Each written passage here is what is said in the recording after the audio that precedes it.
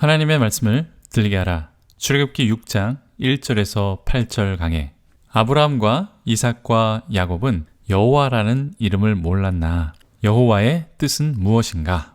출애굽기 6장은 이전 내용과 계속해서 연결이 되는데 6장 1절에서 8절까지는 나는 여호와라 이렇게 선포하시는 하나님을 볼 수 있습니다. 또 6장 9절에서 13절까지는 하나님의 명령과 모세의 거절이 나타납니다. 그리고 6장 14절에서 27절까지는 모세와 아론의 족보가 나타납니다. 이 중에서 오늘은 나는 여호와라고 선포하신 내용을 살펴보고 다음 시간에는 6장 9절에서 27절까지의 내용을 다루겠습니다. 이전 5장의 내용은 모세와 아론이 이집트의 파라오에게 여호와께서 내 백성을 보내라 이렇게 명령하셨습니다. 그러자 파라오는 내가 여호와를 알지 못하는데 여호와의 말을 들을 수 없다 이렇게 말합니다. 파라오는 떠나겠다고 말하는 이스라엘 백성들에게 더 가중한 일을 시킵니다. 짚을 주지 않고 벽돌을 만들라고 명령합니다. 벽돌을 만드는 데는 꼭 짚을 섞어서 만들어야 합니다. 그런데 짚을 주지 않자 급한 대로 추수하고 남은 밑부분을 구해서 만들게 됩니다. 하지만 이것도 굉장히 힘에 부치는 일이었죠. 때문에 이스라엘 백성들은 모세를 원망하고 모세는 하나님을 원망합니다. 이때 6장으로 넘어와서 이야기는 계속됩니다. 이렇게 원망하는 모세에게 1절에 이렇게 말씀하십니다. 여호와께서 모세에게 이르시되 이제 내가 바로에게 하는 일을 내가 보리라. 강한 손으로 말미암아 바로가 그들을 보내리라. 강한 손으로 말미암아 바로가 그들을 그의 땅에서 쫓아내리라. 모세 너는 이제 내가 파라오에게 하는 일을 보게 될 것이다. 나의 강한 손이라고 번역되었는데 My mighty hand, 나의 전능한 손으로 백성들을 놓아줄 것이다. 이렇게 말하는 것입니다. 내 전능한 손 때문에 파라오가 내보낼 수밖에 없을 것이다. 이렇게 말씀합니다. 그리고 너무나도 멋진 말씀을 하십니다. 저는 이 말씀이 너무 좋습니다. 얼마나 멋지신지, 얼마나 멋진 하나님이신지 2절을 보겠습니다. 하나님이 모세에게 말씀하여 이르시되 나는 여호와니라. 나는 여호와다. 이렇게 선포하십니다. 어떤 말이 더 필요하겠습니까? 나 이대 나온 여자야. 이와 비교할 수 있겠습니까? 이보다 더 멋질 수는 없습니다. 하나님께서 내가 하나님이다. 내가 여호와다. 너는 내가 어떤 일을 하는지 봐라. 이렇게 말씀하시는 것이죠. 그리고 3절에 논란이 되는 구절이 나타납니다. 내가 아브라함과 이삭과 야곱에게 전능의 하나님으로 나타났으나 나의 이름을 여호와로는 그들에게 알리지 아니하였고 이렇게 되어 있습니다. 이 구절 때문에 여러 가지의 논쟁이 있습니다. 또 많은 신학자들에게 도전을 주고 있는 구절이기도 합니다. 우선 어떤 논쟁이 있는지 한번 살펴보고 제 의견을 말씀해 드리겠습니다. 아브라함과 이삭과 야곱에게 전능의 하나님, 즉 엘샤다이로는 알렸지만 나의 이름을 여호와라고 알리지 않으셨다. 이렇게 분명하게 되어 있습니다. 번역이 잘못된 것이 아니라 조상들은 나를 엘샤다이, 즉 전능의 하나님으로 알았지만 여호와 하나님으로는 몰랐다. 이렇게 잘 번역된 문장입니다. 그렇지만 창세기 4장 1절에 아담과 하와도 하나님을 여호와라고 부르는 장면이 나타납니다. 때문에 많은 사람들은 이미 창세기부터 여호와라는 이름이 나타나고 아담과 하와 때부터 알던 이름이다. 이렇게 말을 합니다. 또 창세기 15장 2절에서 7절에 아브라함이 하나님을 여호와라고 부르는 구절이 있습니다. 그렇기 때문에 아브라함은 하나님을 여호와라고 이미 알고 있었다. 그렇게 믿음의 조상들이 여호와의 이름을 부르는 구절이 더 나타납니다. 때문에 학자들은 이러한 모순을 해결하기 위하여 여러 가지로 설명을 합니다. 그 중에 하나는 출애굽기 6장 3절에 여호와라고는 알리지 않았다는 문장에서 알리다라고 번역된 이 단어는 계시하지 않았다 이렇게 번역하는 것이 아니라 배워 알게 하지 않았다 이러한 뜻이라고 해석을 합니다. 즉 여호와 하나님이라는 이름은 알려졌지만 정확히 또는 자세히 여호와가 어떤 의미인지는 계시하지 않았다. 그것을 가르쳐 주지 않았다. 배워 알게 하지 않았다. 이렇게 말씀하는 것입니다. 이름만 알았지 여호와의 의미를 지식적으로 설명해 주지 않았다라고 해석하는 것입니다. 정말 그럴까요? 저는 충분히 설득이 되지 않습니다. 출애굽기 6장 3절에는 아무리 봐도 나의 이름을 여호와로는 그들에게 알리지 아니하였다고 분명하게 말씀하기 때문에 이 구절을 억지로 설명해야 하는 문제가 발생이 됩니다. 여호와라는 이름은 알았지만 사실은 여호와의 의미를 알려주지 않은 것이라고 억지로 해석이 들어가야 한다는 것입니다. 이 문제를 역사 비평적 관점의 학자들은 다르게 설명합니다. 성경을 역사로 연구하는 방법이 바로 역사 비평이라고 하는 것인데 우리가 가진 대부분의 성경 공부 교재나 주석 그리고 신학 서적이 이러한 방법으로 연구되거나 이러한 방법의 영향 아래 있다 이렇게 말씀드립니다. 저는 이 역사 비평의 방법을 선호하거나 지지하지 않습니다. 그렇지만 역사 비평적 관점은 이렇게 해석한다라는 것을 말씀드리려고 하는 것입니다. 역사 비평의 관점은 이렇게 주장합니다. 원래 성경은 후대에 편집된 것이다. 편집 과정에서 이러한 오류가 발생된 것이다. 이렇게 보는 관점이죠. 이러한 관점은 원문 비평이라고도 하는데 source criticism이라고 말합니다. 역사 비평 아래 있는 성경 해석 방법론 중에 하나입니다.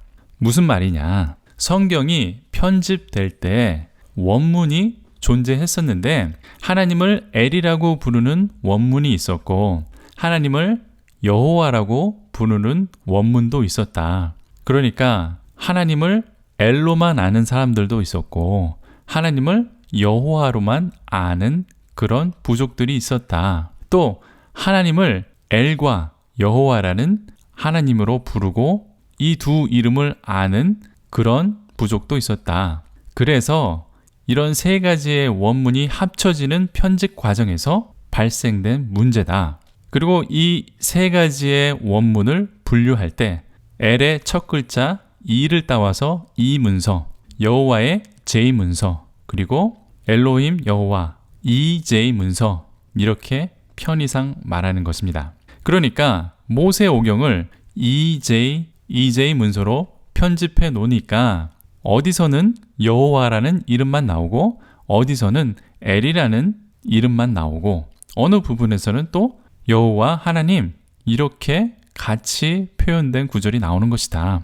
그 증거 중 하나가 오늘 출애굽기 6장 3절에 나의 이름을 여호와로 알리지 않았다라는 것은 J 문서나 EJ 문서에서 나오는 구절이기 때문에 이 문서의 사람들은 당연히 전혀 몰랐던 이름이다. 이렇게 말하는 것이죠. 그럴듯하죠? 신학교 가면 다 배우는 내용입니다. 그렇지만 이러한 개념은 자유주의 신학의 산물이고 받아들일 수 없는 주장입니다. 제가 이렇게 말하면 에이 누가 요즘에 그렇게 가르치냐 이렇게 가르치는 사람 없습니다. 일부 사람들이 그러는 거지 대부분은 아니다 이렇게 말씀하시는데 저도 이렇게 가르치는 증거가 있기 때문에 그 증거를 여러분들께 한번 보여드리려고 합니다. 제가 어느 유튜브 성경 강의를 듣다가 스크립한 내용인데 한번 들어보십시오. 절대 이단도 아니고 전통 신학을 하면서 신학교에서 우리들도 현재 배우고 있는 내용을 이렇게 말씀하는 것입니다. 창세기는 사실 훨씬 후대에 가서 다윗 왕국이 멸망한 뒤에서야 최종 편집된 책이라는 사실을 염두에 둔다면 그 뼈에 사무치는 절망의 체험이 반영된 책입니다. 뭐라고 말합니까? 창세기는 다윗 왕국이 멸망한 후에 최종 편집된 책이라고 말하고 있습니다. 이 외에도 CBS 기독교 방송국에서도 이렇게 성경 강해를 하는 것도 보았습니다. 성경을 편집설로 이해하고 성경을 이렇게 바라보는 관점들이 우리 주변에는 너무나도 많다는 것입니다. 여러분들이 인식하건 인식하지 못하건 여러분이 가진 성경 교재나 주석이 다 이러한 영향권 안에 있습니다. 그럼 저는 어떻게 이해하느냐? 여러분의 입장을 한번 점검해 보십시오. 이러한 의미에서 제가 배운 신학을 말씀드리겠습니다. 출애굽기 6장 3절을 해석하기 위해서는 우리는 근본적인 질문부터 시작을 해야 합니다. 성경은 어디에서부터 시작이 되는가? 성경은 최초로 어떻게 시작이 되었고 어떻게 기록이 되었는가? 이 질문의 해답부터 시작이 되어야 합니다. 최초의 성경은 모세가 기록했습니다. 우리는 그것을 모세오경이라고 합니다. 이전에는 문서로 기록된 성경이 없었고 구전으로 내려오는 믿음의 조상들의 이야기였습니다. 하지만 출애굽기 3장에 타는 떨기나무에서 나타난 모세를 부르신 위대한 스스로 계신 자 주 하나님께서 계시해 주셨기 때문에 성경이 기록이 된 것입니다. 때문에 우리는 인정하건 인정하지 않건 싫건 좋건 모세를 통해서 계시해 준 하나님을 알고 하나님을 만날 수밖에 없습니다. 다시 말하면 출애굽기 6장 3절의 말씀처럼 지금까지 믿음의 조상들은 엘의 하나님, 엘샤다이 전능하신 하나님으로 알고 있었는데 타는 떨기나무에서 하나님께서 나타나셔서 처음으로 여호와라는 이름을 알려주셨다. 이렇게 말하는 것입니다.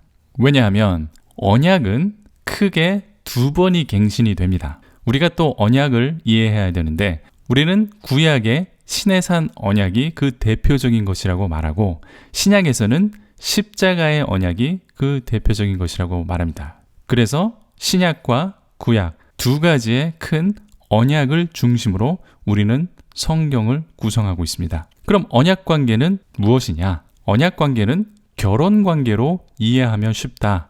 여러 번 말씀드렸습니다. 언약 관계는 계약 관계가 아닙니다. 계약 관계로 해석을 하면 아주 큰 어려움이 발생이 됩니다. 자, 이제 남자와 여자가 결혼을 하면 새로운 이름이 붙여집니다. 남자는 이제부터 남편이라고 부르게 되고 여자는 아내라고 이렇게 새롭게 정의가 됩니다. 그리고 남편과 아내가 새롭게 지켜야 할 결혼의 의무 조항이 있습니다. 남편과 아내는 이 의무 조항을 지킬 것을 맹세를 하죠.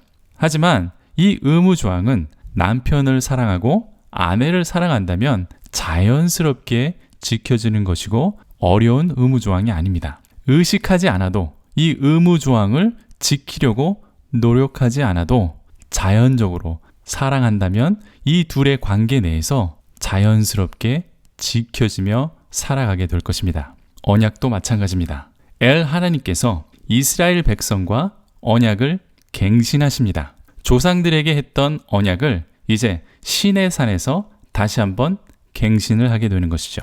그럼 엘의 하나님은 남자가 남편으로 여자가 아내로 새롭게 정의되듯 이제 하나님이 새롭게 정의되어야 합니다. 이렇게 새롭게 엘의 하나님이 여호와 하나님이 되는 것입니다. 이스라엘 자손들은 이제 세상 많은 나라들 가운데 하나님의 백성이라고 새롭게 정의가 됩니다. 그리고 서로에게는 의무 조항이 나타납니다.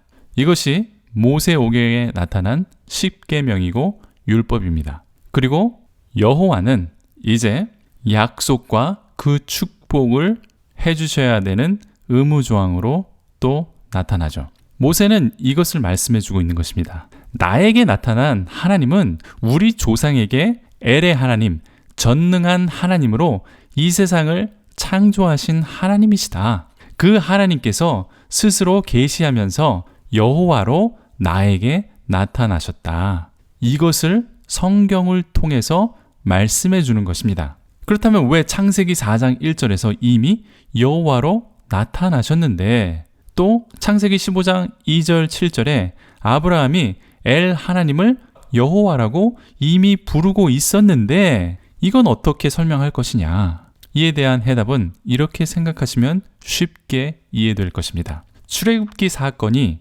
먼저 시작이 되었고 성경은 그때부터 기록이 되었습니다. 그 다음에 창세기가 기록이 된 것입니다.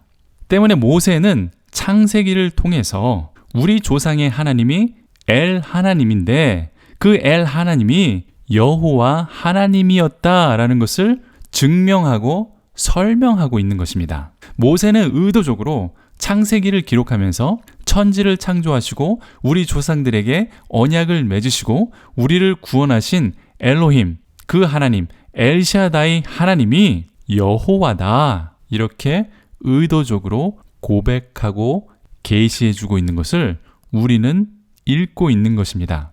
모세가 여호와를 하나님이라고 증거하는 것을 우리는 읽고 있다는 것입니다.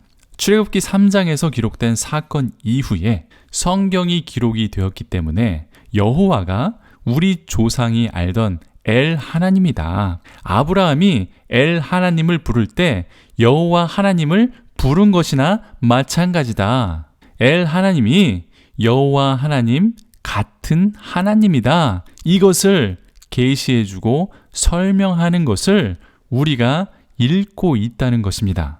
우리는 성경을 구약과 신약이라고 부르지만 이 언약 관계를 무시하고 성경을 읽기 때문에, 또는 언약이 무엇인지도 모르면서 성경을 읽고 언약이 갱신될 때 하나님이 주 우리 하나님, 즉 여호와 우리 하나님으로 나타난다라는 것까지 무시하게 됩니다. 그래서 이 언약 관계 밖에서 해답을 찾으려고 하기 때문에 해석하기 어렵고 말이 안 되는 억지 주장을 하고 있는 것입니다. 이제 이러한 언약적 개념을 가지고 다음 구절을 한번 보십시오. 가나안 땅, 곧 그들이 거류하는 땅에 그들에게 주기로 그들과 언약하셨더니, 이제 언약이라는 단어가 보이십니까?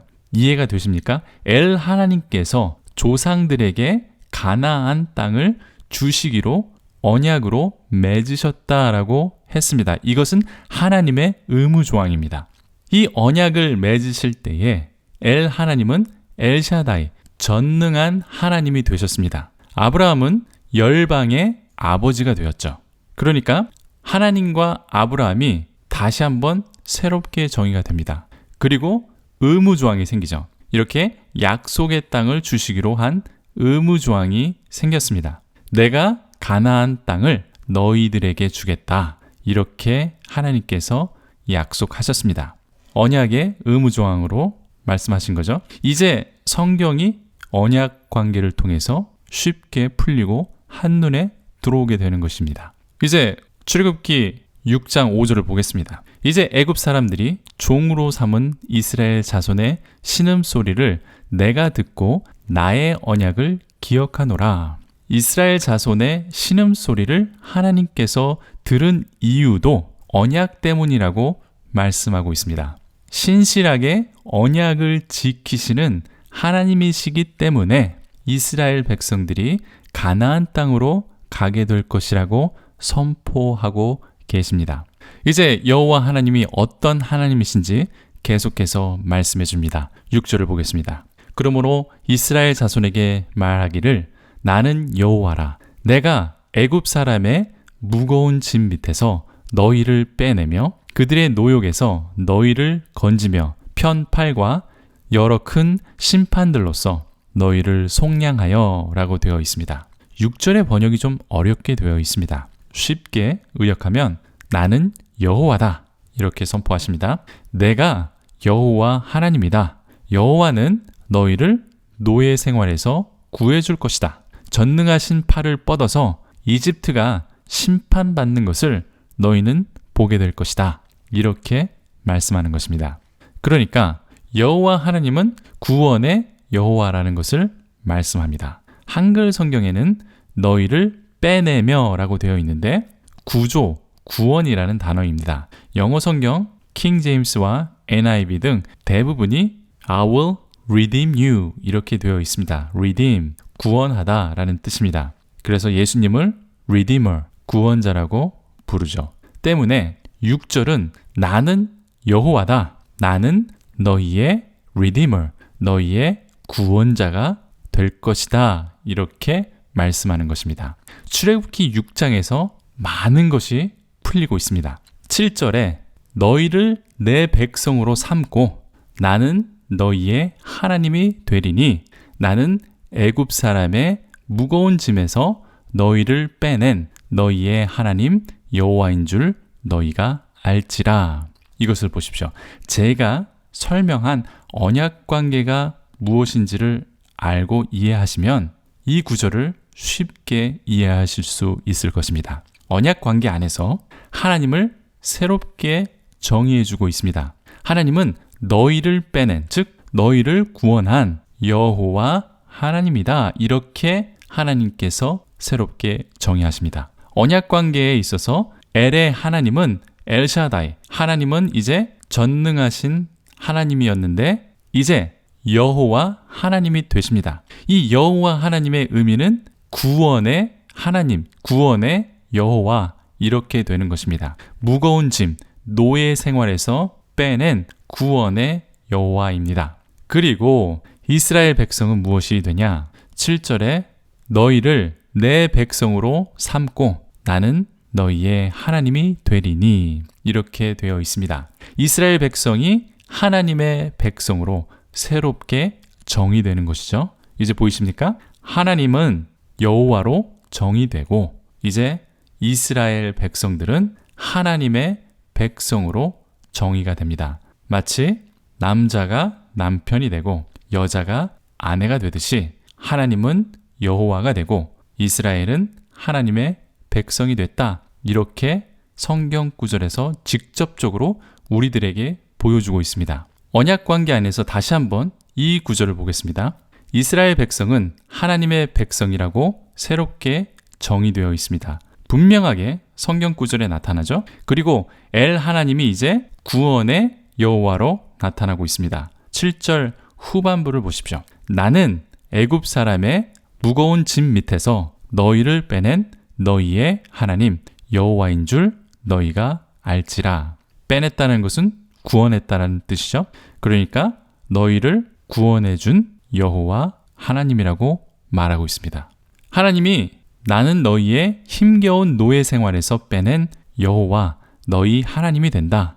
영어로는 Lord your God 이라고 정의되고 있습니다. 이렇게 새롭게 하나님의 존재가 갱신되면서 언약관계의 조건이 이렇게 성립이 됩니다. 결혼을 통해서 남자와 여자가 남편과 아내가 되듯 엘 하나님은 여호와 너의 하나님이 되고 이스라엘 백성들은 하나님의 백성이 된다라고 결론을 맺을 수 있습니다. 그럼 의무조항이 뭐냐? 의무조항은 언제 나타나느냐? 이것은 나중에 이스라엘 백성이 시내산에서 10계명을 받으면서 여호와 하나님과 하나님의 백성들의 의무조항이 이제 나타나게 될 것입니다. 물론 시내상에서 10계명을 받을 때에도 하나님이 여호와라는 것을 말씀해 주시고 또 이스라엘 백성이 하나님의 백성이라고 새롭게 정의되는 구절들이 나타나게 됩니다. 계속해서 8절을 보면 내가 아브라함과 이삭과 야곱에게 주기로 맹세한 땅으로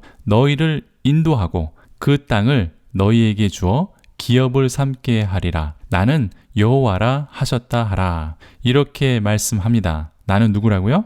나는 여호와라. 이렇게 풀립니다. 언약관계 안에서 이렇게 정리되고 이렇게 해석이 되는 것입니다. 이제 결론을 맺겠습니다. 출애굽기 6장 3절에 아브라함과 및 조상들에게 여호와라고 알리지 않으셨다라고 되어 있습니다. 하지만 창세기를 보면 여호와라는 이름이 4장에서부터 나타나기 시작합니다. 그리고 아브라함과 조상들이 하나님을 실제로 여호와라고 부르는 성경 구절이 나타납니다.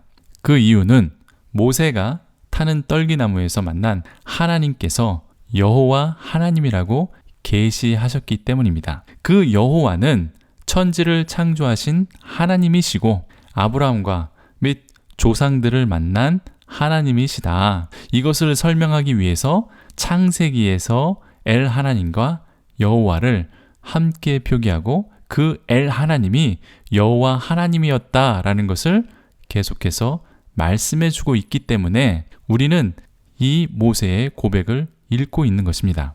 그리고 새로운 언약 관계로 갱신하면서 엘샤다이 하나님은 이제 여호와 엘샤다이, 요즘 말로 하면 주 하나님이 되십니다. 이렇게 새롭게 정의가 되죠.